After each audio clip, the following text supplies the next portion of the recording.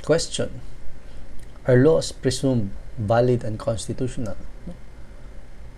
Kung naay bala-od nga gibuhat ang atong Congress, mga senador o congressman na pirmahan sa presidente, automatic ba kini nga presumed valid and constitutional? Okay, muna itong potana karon. Maskin tan-aw nyo, invalid man na, in violation sa due process clause. Is it still presumed valid and constitutional even if it is so obvious nga na something wrong, no? Na obvious kayo nga na problema ng balaura.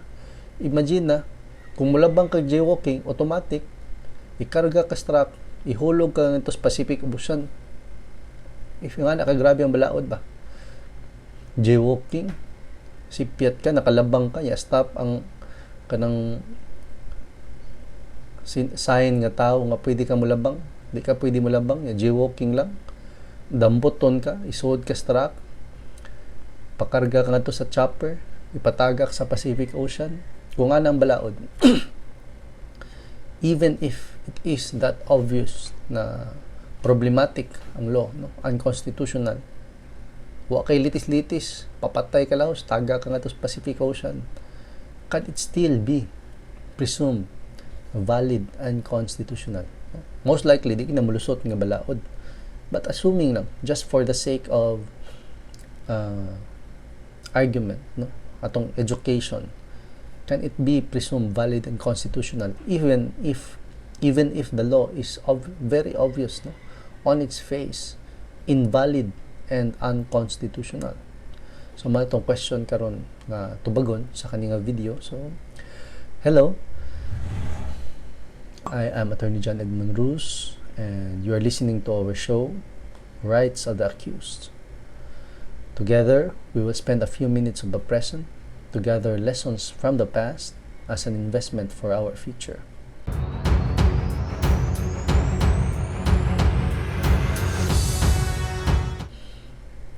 So in that case, no, the answer, can it be presumed valid and constitutional? As far as I'm concerned, until it is nullified, no, it is presumed valid and constitutional, no matter how funny it looks or invalid it looks, no? So in a case, the court briefly discussed this question, no, the presumption of constitutionality and validity of a law. Ang basahon ng portion sa decision, ha? It is a very well written portion of the decision, and I would like to share it to you. While it is true that laws are presumed to be constitutional, that presumption is not by any means conclusive, and in fact may be rebutted. Indeed, if there be a clear showing of their invalidity and of the need to declare them so, then will be the time to make the hammer fall, and heavily. Moni ang kang Justice Laurel na trenchant warning. Stated otherwise, courts should not follow the path of least resistance by simply presuming the constitutionality of a law when it is questioned. Okay. Remember, no, the answer is even if the law is so funny. Let's say let's go back to our ridiculous example. Let's say Republic Act 2020, no, year 2020. Anyone caught jaywalking at the downtown Colon shall be automatically imprisoned and convicted and sentenced to death by being dropped at the center of the Pacific Ocean without any boat or floating device. So, mo nang balaod. It is so funny, so ridiculous, and clearly invalid and unconstitutional. However, it is presumed valid and constitutional. It must still be questioned in court and declared invalid, no, by the courts, no. While it is true that laws are presumed to be constitutional, that presumption is not by any means conclusive, meaning it may be rebutted, no? It may still be questioned no? So it is not a conclusive presumption. And in fact, it may be rebutted. So question nun siya.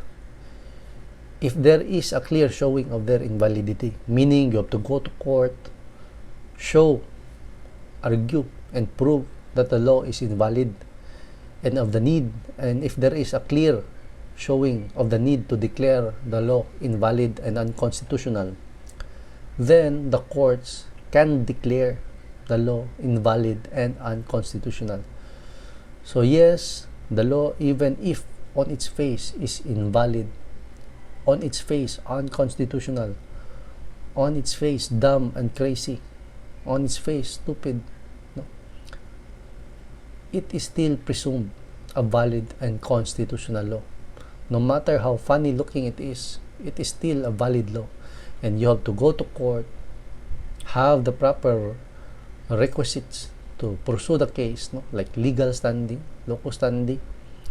So when you go to court, you question the validity of the law and have the court declare the law invalid and unconstitutional. Muning nga portion sa decision, no? Indeed, if there be a clear showing of their invalidity and of the need to declare them so, then will be the time to make the hammer fall, and heavily. So, to recall Justice Laurel's trenchant warning, stated otherwise, courts should not follow the path of least resistance. This is because the courts, no, the judiciary, is a co-equal branch of the executive and legislative. So sometimes you will respect the other co-equal branches, the legislative who makes the laws and the executive who implements the laws. However, no, courts should not follow the path of least resistance by simply presuming the constitutionality of the law when it is questioned, especially if, no, there is a clear showing of its invalidity and there is a clear need to declare the law invalid, no? So back to the question, are laws presumed valid and constitutional?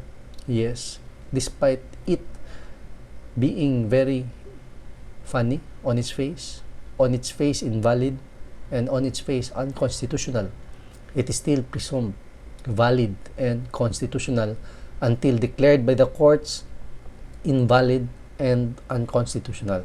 Okay, so you have to go to court. Do not presume that the law is not valid. Do not presume that the law is not constitutional. The courts are the only one who have the power to declare a law invalid and unconstitutional. Okay, so that is the topic of our video for today. If you like our video, please click the like button, share, and subscribe. Thank you.